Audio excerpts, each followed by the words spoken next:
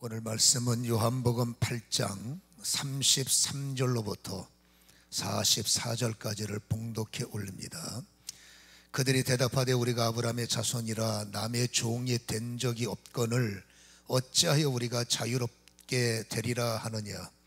예수께서 대답하시되 진실로 진실로 너희에게 이르노니 죄를 범하는 자마다 죄의 종이라. 종은 영원히 집에 거하지 못하되 아들은 영원히 거하나니 그러므로 아들이 너희를 자유롭게 하면 너희가 참으로 자유로우리라. 나도 너희가 아브라함의 자손인 줄 아노라. 그러나 내 말이 너희 안에 있을 것이 없으므로 나를 죽이려 하는도다. 나는 내 아버지에게서 본 것을 말하고 너희는 너희 아비에게서 들은 것을 행하느니라. 대답하여 이르되 우리 아버지는 아브라함이라 하니 예수께서 이르시되 너희가 아브라함의 자손이면 아브라함이 행한 일들을 할 것이거늘 지금 하나님께 들은 진리를 너희에게 말한 사람이 나를 죽이려 하는도다. 아브라함은 이렇게 하지 아니하였느니라. 너희는 너희 아비가 행한 일들을 하는도다. 대답하되 우리가 음란한 데서 나지 아니하였고 아버지는 한 분뿐이시니 곧 하나님이시로다. 예수께서 이르시되 하나님이 너희 아버지였으면 너희가 나를 사랑하였으리니 이는 내가 하나님께로부터 나왔음이라. 나는 스스로 온 것이 아니요 아버지께서 나를 보내신 것이니라. 어찌하여 내 말을 깨닫지 못하느냐. 이는 내 말을 들을 줄 알지 못함이로다. 너희는 너희 아비 마귀에게서 났으니 너희 아비의 욕심대로 너희도 행하고자 하느니라. 그는 처음부터 살인한 자요 진리가 구석에 없으므로 진리에 서지 못하고 거짓말을 할 때마다 제 것으로 말하느니 이는 그가 거짓말쟁이요 거짓의 아비가 되었음이라. 아멘. 합심으로 은혜를 위하여 기도합니다. 귀를 열어주시고 우리의 마음과 주님의 마음이 일체가 되게 하시며 오늘도 생명의 말씀만이 증거되게 하시고 사람의 말은 십자가의 뒤에 감춰주시고 오직 구속하신 주님의 증거만이 나타날 수 있도록 장악하시고 아버지 하며 들은 말씀이 나의 생명이 되게 하시고 아버지 받은 말씀이 나의 능력이 될 수 있도록 장악하여 주셔서 오늘도 아버지 하며 새로워지는 역사가 임하기를 원합니다. 통성으로 기도합니다. 자비로우신 아버지 하나님, 지금 이 시간에 아버지 하며 주님 보좌 앞에 아버지 겸손한 마음으로 예배하며 아버지 진실한 마음으로 아버지 귀를 열기를 원합니다.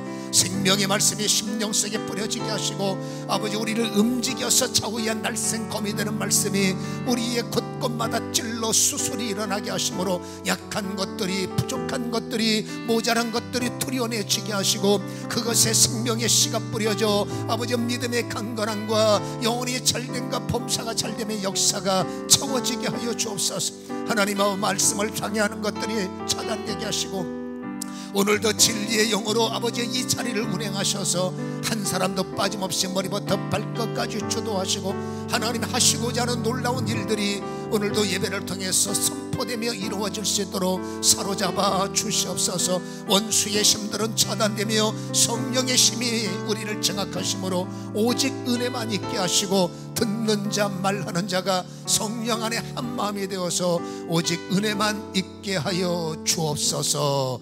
예수님의 거룩하신 이름으로 기도하옵나이다. 아멘. 하나님의 형상으로 하나님의 모양대로 우리는 피조가 되었습니다. 하나님의 형상으로 하나님의 모양대로 피조된 우리에게 하나님은 에덴을 허락하셨고 그 에덴에서 하나님의 형상으로 하나님의 지음을 받은 우리를 하나님이 전폭적으로 장악하고 하나님께서 주도하실 때 여러분 인간에게는 불만이라는 것이 없었죠.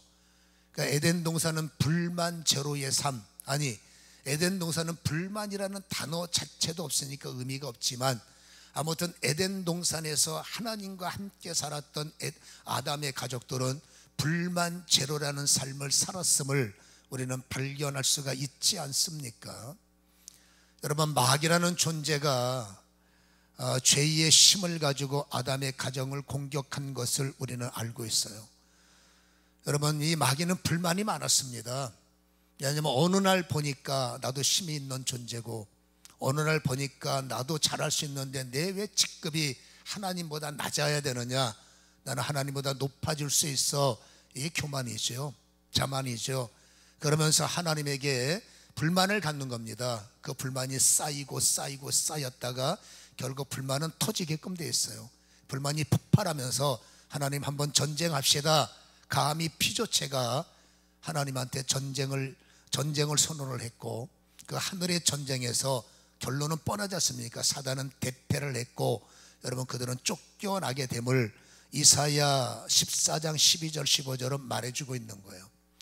너 아침의 아들 계명성이여 어찌 그리 하늘에서 떨어졌으며 너 열국을 엎은 자여 어찌 그리 땅에서 찍혔는고. 13절 14절에 보면 네 마음에 이르기를 내가 하늘에 올라 하나님의 뭇별 위에서 내 자리를 높이리라. 내가 북극 지폐의 산 위에 앉으리라. 가장 높은 구름 위에 올라가 지극히 높으신 이와 같아지리라 하는도다. 이게 불만인 거예요. 나도 하나님 같을 수 있고 내가 하나님에게 뒤질 것이 없는데 내가 왜 하나님 밑에서 수종을 돌아야 되느냐. 이 불만이 쌓이고 보니까 터져서 결국 여러분 전쟁이 벌어졌고 그들은 참패해서, 그렇죠? 15절에 그러나 이제 내가 스월 곧 구덩이 맨 밑에 떨어짐을 당하리라. 결국 마지막 사망의 모체, 둘째 사망의 심판을 받는 그런 여러분 처지로 떨어졌음을 우리에게 보여주고 있다라는 것입니다. 다시 말해서 불만의 진원지가 사단이었구나라는 것을 우리에게 보여주고 있고요. 정말 기분 나쁜 단어 하나가 여러분 사단이 불만 많은 자들의 압이라는 거예요. 여러분 사단은 인간의 뿌리다라고 기분 나쁜 단어를 쓰지만 이걸 좀 더 축소해 보면 죄인의 뿌리는 죄를 짓는 죄의 사람들의 아비는 바로 마귀다. 이렇게 주님께서 44절에 너희는 너희 아비 마귀에게서 났으니 너희 아비의 욕심대로 너희도 행하지 않느냐. 그는 살인하는 자다. 진리가 없다. 거짓말, 입만 열면 거짓말하고 입만 열면 투덜거리고 입만 열면 원망 불평, 불만의 진원지가 바로 마귀였고, 여러분 그 죄가 인간의 그림자가 된 거예요. 여러분 죄의 바이러스에 인간이 감염이 된 거예요. 여러분 사단은 성공적으로 불만의 여러분 심들을 인간에게 이식했습니다. 그리고 인간은 여러분 그 이식된 바이러스의 심이 우리 안에 작동이 돼서 우리도 여러분 입만 열면 불만인 거죠. 그래서 에덴 동산에는 여러분 불만 제로인 땅이었지만 불만이라는 죄의 심이 감염됐기 때문에 감염된 죄를 갖고는 에덴 동산에서 살 수가 없으니 자동적으로 추방이 될 수밖에 없는 거죠. 여러분 추방된 삶의 현장을 광야라고 말합니다. 지금 우리가 살고 있는 이 자리가 광야이겠죠. 여러분 광야는 일상이 된 게 있습니다. 불만이요. 여러분 에덴 동산에는 불만이 제로였지만 광야에서 추방당하면서 인간이 살면서 여러분 불만이 일상이 돼버린 여러분 인생이 돼버렸음을 성경은 우리에게 보여주고 있다라는 것입니다. 여러분 이 불만이 일상이 되는 것 뭐 당연한 거 아니겠느냐라고 말하지만 불만은 하나가 되면 작아요. 그러나 불만은 여러분 기질상 특성상 쌓일 수밖에 없어요. 이 불만이 쌓이면 터지는 것이 원리입니다. 여러분 그렇기 때문에 이 불만은 굉장히 위험하기 때문에 그 위험성을 우리에게 보여주고 있다 그 말이죠. 하나님을 향해서 불만이 쌓였던 사람이 가인입니다. 여러분 나의 예배를 받지 않으시고 본인에게 원인이 있지만 불만이 쌓이다 보면 자신이 뭘 잘못했는지 모르는 모양이에요. 그리고 여러분 불만의 조건들만 터뜨리지 않습니까? 하나님은 왜 내 예배를 받지 않으십니까? 불만인 거예요. 왜 하나님은 나를 외면하십니까? 불만이 쌓이는 겁니다. 그리고 또 가인이 아벨을 볼 때마다 너 때문이잖아 라고 불만이 또 쌓이고 쌓이다가 결국 터져서 어떤 꼴을 만들어냅니까? 동생을 죽여버리죠. 여러분 불만의 근원지가 사단이고 사단은 속여먹는 자요 불만의 근원지이면서 결국 살인자다라고 주님이 선포하신 것은 불만이 쌓이고 쌓이다 보면 마음으로 누군가를 죽일 수 있다는 거예요. 여러분 불만은 터지게끔 되어 있는 거죠. 이 불만이 터지게 되면 파괴는 당연한 겁니다. 인간 관계 속에서 불만이 쌓이고 터지면 두 사람의 관계가 깨지는 겁니다. 가정도 깨질 수 있고 사회도 깨질 수 있고 심지어는 국가도 깨질 수 있는 것이 불만이 쌓이고 쌓이다 보면 터진 결과가 파괴이며 관계 분열이라는 것을 우리는 알 수가 있다라는 겁니다. 이게 분열의 무서움이에요. 이게 불만의 무서움, 위험성이죠. 오늘 성경에 보면 바리새인들을 예수님께서 지지난주의 말씀에 진리를 알아야 너희는 자유케 된다, 그 의미, 우리는 요한복음을 따라왔기 때문에 그 내용을 알 겁니다. 여러분, 이 바리새인들도 불만이 많은 거예요. 이들에게는 여러분 예수 이름 자체가 불만이에요. 예수님이 드리는 예배가 못마땅한 겁니다. 예수님이 모이는 곳에 모여지는 회중의 수가 불만인 거예요. 예수님이 이랬다 저랬다, 얼마나 아름다운 소식입니까? 병든 자가 일어났다, 죽은 자가 살았대, 걷지 못하는 자가 걸었다네, 이런 사람이 저렇게 됐다네, 수많은 사람들에게 하나님은, 예수님은 은혜를 주셨다네. 이게 얼마나 아름다운 소식입니까마는 이런 소식이 스트레스가 되는 겁니다, 저들에게는. 그리고 그 모든 것들이 전부 불만이 되는 겁니다. 하여튼 예수가 불만이요, 그 이름이 불만이요, 그분의 모습이 불만이요, 그분의 예배가 불만이요. 이 불만이 쌓이고 쌓이고 쌓이다 보니 결국 불만이 터지는 거예요.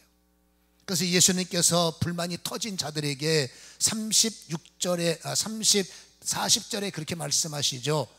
지금 하나님께서 들은 진리를 너희에게 말한 사람이 나를 죽이려고 하는도다.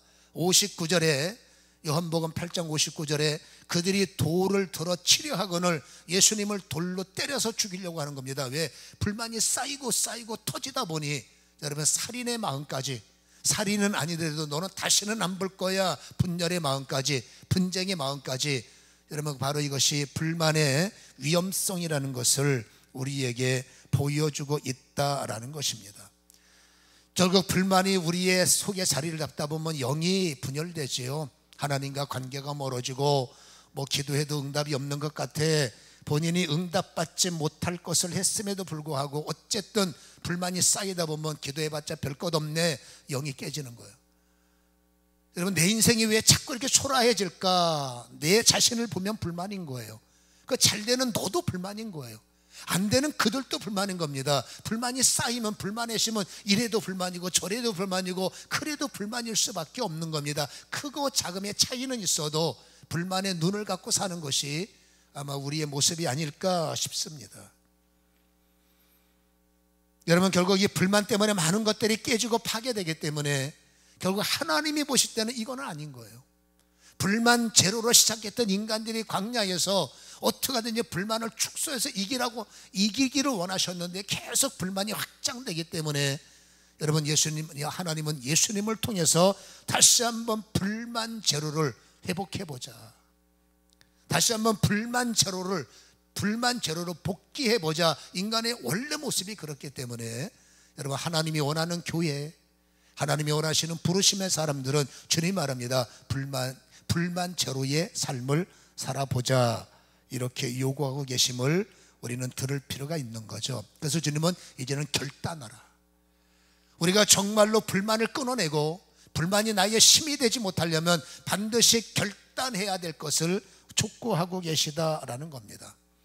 여러분, 아들이 뭔지 깨달아 아들로 살면 불만은 줄어들게끔 돼 있어요. 그러나 여러분, 종으로서, 이 종은 여러분 섬기는 종을 말하는 것이 아니라 오늘 성경에 예수님께서 34절에 너희들이 죄를 범하기 때문에 죄를 짓는 죄의 종이다, 이렇게 말씀하시거든요. 그리고 35절에 종은 영원히 내 집에 거하지 못한다. 그렇죠? 상속자가 아니니까. 그렇기 때문에 아들이 되어야, 36절에 아들이 되어야 아들이 너희를 자유롭게 하기 때문에 너희가 참으로 자유를 얻으리라. 하나님은 예수님을 아들로 이 땅에 보내셨고 그 예수를 영접하는 모든 사람에게 하나님의 아들이 되게 하는, 하나님의 자녀가 되게 하는 연결의 가족관계를 열어주시는 거예요. 종으로 살면 자유를 얻지 못하고 종으로 살면 불만을 제압할 수 없으나 아들이어야만이 우리가 불만의 조건들을 제압할 수 있고 불만의 조건들을 돌파할 수 있음을 주님께서 말씀해 주는 겁니다. 그래서 정말로 불만 제로의 삶을 살려면 이제는 결단해야 된다. 종으로 살 거냐 아들로 살 거냐, 이 선택은 우리에게 있음을 말씀해 주고 있는 거죠. 여러분, 종의 삶에 무슨 자유가 있겠습니까? 이건 당연한 거 아니겠어요? 여러분, 종한테는 내일이 없습니다. 여러분 종은 상속자가 아니기 때문에 불안한 내일이에요. 그냥 오늘을 족하며 살고 주인의 눈치를 보며 살기 때문에 미래라는 것은 종에게 주어지지 않습니다. 그러니까 종은 여러분 불안하기 때문에 마음속에 불편이 쌓이는 거죠. 이 불편함이 불만이 되고 결국 그 불만이 언젠가 터지면 여러분 뭔가 문제를 일으킬 수 있지 않습니까? 그게 종의 삶이라는 것을 우리는 알 수가 있는 겁니다. 그래서 하나님께서 원하시는 것은 종의 삶의 자리에서 아들의 삶의 자리로 넘어갈 것을 요구하고 계시는데, 아까도 말씀드렸습니다마는 8장 35절에 종은 상속자가 아니에요. 그러나 아들은 영원한 상속자죠. 여러분 36절에 아들은 자유롭게 살 수 있다. 예수님은 진리의 영이기 때문에 진리의 복음을 갖고 오신 예수님을 우리가 영접을 하고 그 진리의 복음의 의미를 깨달을 때 그 진리가 주는 자유 안에서 우리는 여러분 불만 제로의 삶을 살아갈 수 있다라고 말씀을 하시는 겁니다. 왜냐하면 보세요, 여러분 아들이 되면 진리가 내 것이 되는 거예요. 진리 안에 들어가야 아들이 되는 거예요. 예수님은 진리죠. 예수님은 진리 안에 서셨고 예수님은 진리의 근본이 되시기 때문에 예수가 나의 구주가 되는 순간 우리는 예수님의 자녀가 되는 권세를 얻게 되는 거예요. 여러분 이 자녀가 되는 권세의 특권이 뭔지 아십니까? 바로 여러분 예수님의 자녀가 되는 순간에 여러분 우리는 진리가 주는 복음의 자유가 있어요. 여러분 진리가 주는 복음의 깨달음이 있습니다. 그게 뭐냐면 복음은 이렇게 말합니다. 네가 누군 줄 아느냐. 여러분 진리 안에 있는 복음은 나에게 말합니다. 네가 누군 줄 아느냐. 너는 이제 죄인이 아니다. 이제 너는 진노의 대상이 아니다. 너에게 분명히 말한다. 이제 너는 내 아들이다. 우리가 자유를 얻고 우리 마음속에 여러분 내 마음이 통제가 되려면 우리의 가치관이 확립이 돼야 됩니다. 여러분 진리가 주는 복음의 자유 속에서 여러분 하나님께서 너는 이런 사람이야 라고 보여주시는 그 열림을 깨달아서 새로운 복음입니까? 나는 하나님의 자녀구나. 이 하나님의 자녀가 되었다는 사실을 영혼 깊이 되새겨야 돼요. 여러분 나의 영혼 깊숙이 나는 하나님의 자녀야, 나는 하나님의 아들이야, 이게 여러분 되새김되고 이것이 묵상되어질 때 비로소 내 안에 속에서 새심이 올라옵니다. 그게 뭐냐면 미래에 대한 불안. 뭘 먹고 살아야 될까? 내가 어떻게 살아갈 수 있을까? 이게 불안한 겁니다. 이 불안이 쌓이면 나도 모르게 여러분 내 안에 불만이 쌓이죠. 그 불만은 여러분 복음을 훼손하고 여러분 스스로를 망가뜨릴 수밖에 없기 때문에 여러분 하나님은 속히 종된 삶에서 여러분 아들의 자유의 삶으로 넘어오기를 원하신다라는 겁니다. 영혼의 깊은 곳에서 아니야 뭘 걱정하나, 나는 하나님의 가족이요, 나는 하나님의 아들이요, 나는 하나님의 자녀요. 이것이 깊게 묵상되어질 때 내일을 향한 두려움, 미래를 향한 불안함, 이것이 서서히 사라지는 것이 진리인 거예요. 직분을 갖고 있으면서도 여전히 내일을 두려워하고 여러분 내가 하나님의 가족이라는 믿음을 갖고 있으면서도 여전히 내일에 대한 염려가 있다면 우리는 여러분 하나님의 자녀지만 실질적인 삶은 여러분 다음 주에 우리가 이 말씀 한번 더 나눕니다만은 지금 이들은 겉과 속이 달라요. 겉으로 볼 때는 아름답고 겉으로 볼 때는 진리처럼 보이고 겉으로 볼 때는 진실하게 보이지만 그들의 속은 엉뚱한 행동을 합니다. 여러분 주님이 싫어하는 것은 겉과 속이 다른 거예요. 여러분 겉으로 볼 때는 여러분 아들 같지만 행동은 여러분 종의 행동을 할 때 하나님은 어찌 그들과 함께 하시겠습니까? 주님은 부족하더라도 아들은 아들다워야 된다. 여러분 나의 심령 깊이 나는 하나님의 아들이야, 나는 하나님의 자녀야, 나는 하나님이 도와주실 거야, 이것이 인식되어지고 인지되어질 때 분명한 것이 있습니다. 염려는 사라진다는 거예요. 내일을 향한 두려움이 소멸된다는 거예요. 무엇을 먹어야 될까 소멸되는 거예요. 어떻게 살까 걱정이 여러분 사라진다는 것, 이것이 바로 진리가 우리를 자유케 하는 여러분 메시지라는 것을 우리는 기억해야 될 줄로 믿습니다. 왜 그런지 아십니까? 깨달아지는 건 나는 상속자야. 여러분, 상속자가 되는 순간에 하나님은 상속자를 책임질 수밖에 없다는 겁니다. 로마서 8장을 보면 9절에 만일 너희 속에 하나님의 영이 거하시면 너희가 육신에 있지 아니하고 영에 있나니 누구든지 그리스도의 영이 없으면 그리스도의 사람이 아니라. 우리는 육으로 사는 것이 아니라 영으로 깨달음을 가져야 되는데, 여러분, 우리가 하나님의 아들이 되는 순간에 진리가 나에게 던져지는 중요한 말씀이 여러분 이 바로 로마서 8장 9절의 시작이에요. 그리스도의 사람이 되는 순간 그리스도의 사람으로 살아갈 수 있도록 바로 여러분 그리스도의 영인 성령이 나를 주도하신다는 거예요. 로마서 8장 14절은 무릇 하나님의 영으로 인도함을 받는 사람이 곧 하나님의 아들임을 붙입니다. 깨달아야 된다. 여러분, 성도가 세상에 무엇인가를 붙잡고 살아가는 것이 아니라 성도가 되는 순간에 진리 안에서 우리가 가져야 할 자유가 있다는 것입니다. 그게 뭐냐면 나는 성령의 인도를 따라가는 사람이다.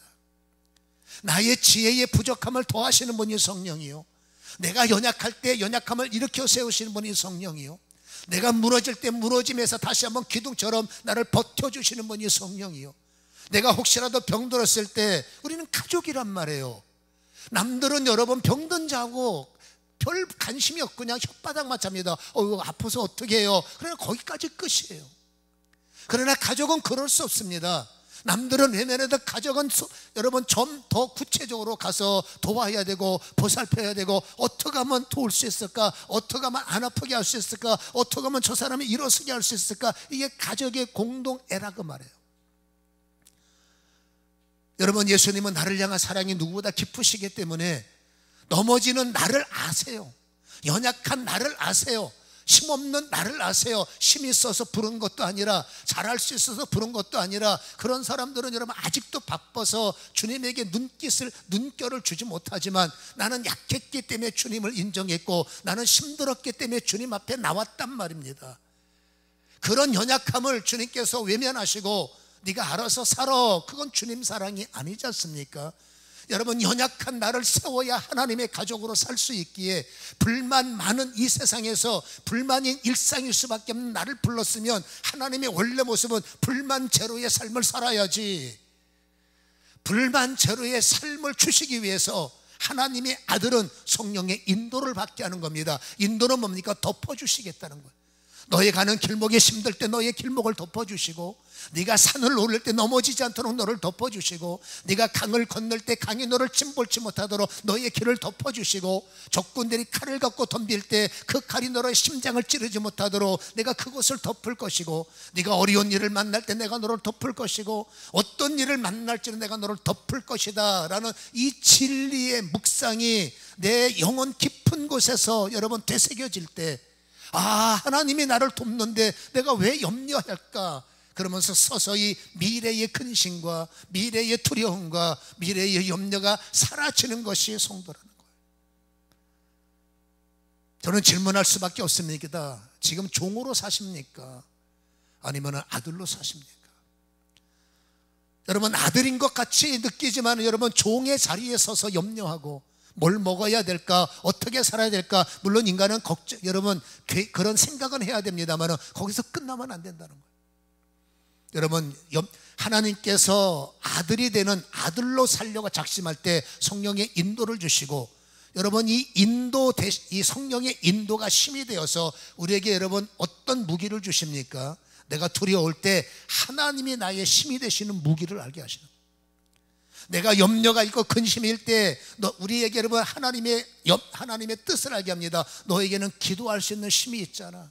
너는 기도하면 내가 반응할 테니까 너는 기도하라 라는 중요한 말씀을 끄집어내게 하시는 거죠. 그러니까 기도하면서 우리는 자유한 거예요. 왜? 상속자니까.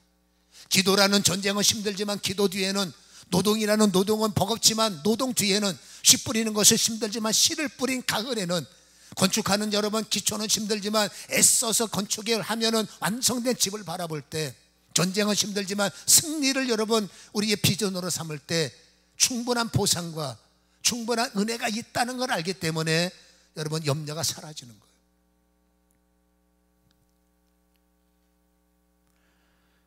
그래서 우리가 가장 중요한 것은 신앙생활을 할 때 나는 왜 계속 잘 되다가 넘어지고 잘 되다가 쓰러지고 잘 되다가 엎어질까? 그거 당연한 거예요. 여러분, 제가 목사이기 때문에 좋아하는 말이 승리 잘하는 단어를 좋아할 수밖에 없고, 이기는 자에 대해서 저는 동정심을 가질 수밖에 없고, 우리가 기도할 때 우리는 세워집니다, 승리합니다, 우리는 강합니다. 여러분, 그러나 현 주소는 강하지만 약해. 이겼는데 또 패배자야. 세워졌는데 넘어질 가능성이 또 있어. 여러분, 현 주소는 약한 자요, 현 주소는 깨질 자요, 현 주소는 넘어진 자인데 하나님이 덮으셨기 때문에 쓴 자요, 강한 자요, 이긴 자요. 그러나 우리는 여전히 뭐라고요? 넘어질 수 있는 조건이 있다는 거예요. 그래서 여러분, 항상 성령, 제가 지난주 금요일 날 성령 충만이 답이다 라는 제목 갖고 설교했지 않습니까? 여러분, 성령 충만이 모태로부터, 성령 충만이 날때로부터, 성령 충만이 자람으로부터, 성령 충만이 인생 속의 진행형으로 우리를 덮을 때 성령이 못할 일이 뭐가 있을까? 약한 자를 덮으시면 강해지고, 넘어진 자를 덮으시면 일어나게 하시고, 일어났지만 역시 넘어진 자예요. 여러분, 약한 자가 강함을 입었지만 역시 또 여러분 넘어질 수 있기 때문에 성령 충만은 일회적 단어가 될 수가 없고, 지속적으로 우리의 삶 속에서 충만이 답이 되도록, 진행형이 되도록 간구하라. 이게 지난주 금요일 날 말씀이지 않았습니까?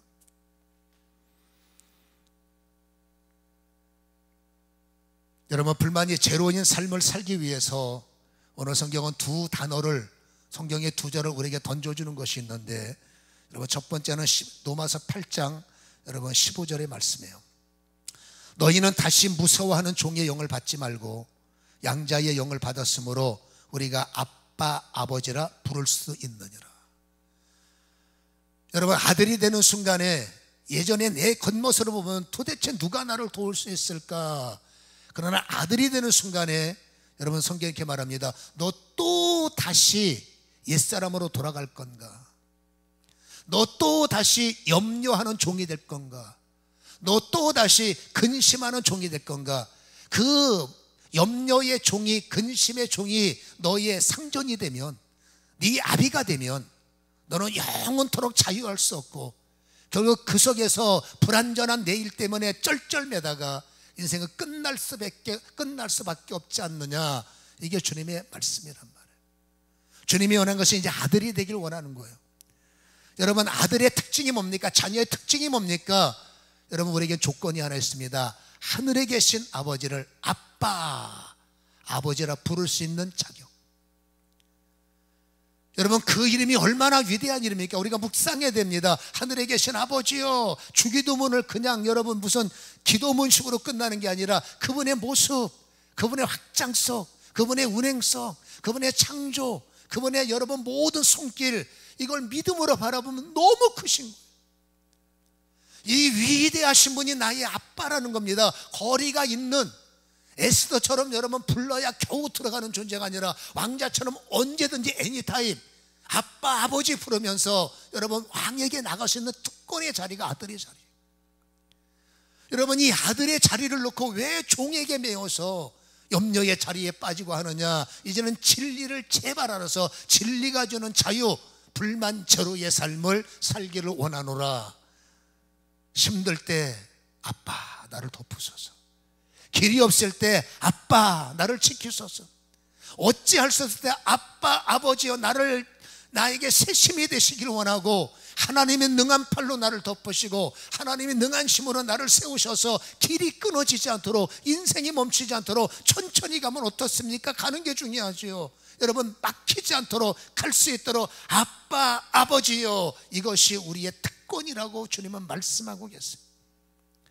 갈라디아 5장 1절은 선포합니다. 그리스도께서 우리를 자유롭게 하시려고 자유를 주셨으니 그러므로 굳건하게 서서 다시는 종의 멍에를 매지 말라. 주님께서 신신당부하시는 것이 절대로 종의 멍에를 또 다시는 뭐니까 돌아갈 수 있다는 겁니다. 그러나 절대로 돌아가지 말라. 그래서 우리가 할 일은 굳건해져라. 이 굳건이라는 단어는 여러분 원문은 스테코라고 되어 있어요. 이 스테코라는 헬라어 사전에는 두 개 눈에 띄는 여러분 해석이 눈에 들어옵니다. 첫 번째는 뭐냐면은 여러분 정지하다라는 거예요. 굳건해 져라라는 것은 정지하라. 그 다음에 두 번째 해석은 버티라라는 말이에요. 여러분 종의 멍에가 또다시 나를 염려로 묶고 어떤 세상의 힘이 또다시 나를 근심으로 묶을 때 성경은 스테코를 하라는 겁니다. 스테코가 뭐예요? 정지하라는 겁니다. 너의 생각을 정지하라. 그리고 너는 버텨라. 넘어지지 말고 버텨라. 그러니까 우리는 여러분 가만히 있으면 되는 게 아닙니다. 나를 묶고 나를 힘들고 나를 괴롭힐 때 우리는 그 힘 앞에 멈춰야 돼요. 여러분 블랙홀처럼 빨려 들어가서 또다시 염려하다가 밤이 되면 회개합니다. 몇 날 며칠 돼서 또다시 후회합니다. 그게 여러분 그게 일상이 되면 안 되잖아. 깨닫고 넘어지고 또 회개하고 이게 일상이 되면 안 되기 때문에 맨날 후회하는 기도자가 아니라 멈추는 것이 능력이다라는 겁니다. 종의 죄가 어떤 여러분 불만이 우리를 묶을 때, 불안이 나를 묶을 때 그 순간에 스탑, 뭐라고요? 멈춰라. 왜? 나는 하나님의 상속자니까. 염려, 나는 상속자라고. 근심, 나는 상속자라니까. 나를 묶는 것들, 나는 상속자야. 너희가 주는 생각과 나는 무관해. 그러면서 여러분 상속을 하루아침에 받는 건 아니잖아요. 우리는 여러분 불안해지기 시작하면 더 괴로워지는 겁니다. 그때 여러분 오판이 나오는 거예요. 성경이 말합니다. 급할 때 뭐라고요? 스톱하라. 여러분 마음이 촉박할 때 성경이 말합니다. 버티라. 끝까지 버티고 스톱할 때 여러분 종의 멍에가 나를 이기지 못하기 때문에 그럼에도 불구하고 성령의 인침 속에 여러분 잊지 마시기 바랍니다. 다시 한번 우리는 영혼의 깊은 묵상, 나는 하나님의 자녀야. 그리고 나는 성령의 인도를 받는 사람이고 성경의 약속대로 나는 상속자이기 때문에 상속을 이어가는 과정에 지금은 빈손일 수 있고 가나안이라는 상속을 향해 갈 때는 광야라는 빈손의 땅도 있지만 나는 반드시 버티고 나는 반드시 네가 나를 이기지 못하도록 스톱시켜서 멈춰서 나는 내 땅에 들어갈 거야. 나는 승리할 거야. 그날까지 절대로 종의 멍에를 매지 말고 굳건히 서서 주님이 주는 자유를 광야 속에서 누리라 라고 선언하신 여러분 이 말씀을 다시 한번 묵상하시기를 주님의 이름으로 간절히 축원합니다. 힘들 때 아버지를 부르시고 여러분 넘어질 때 내 안에 이미 오신 힘으로 나를 덮어주옵소서. 그리고 버티시고 세워서 여러분 반드시 승리하시기를 주님의 이름으로 간절히 축원합니다.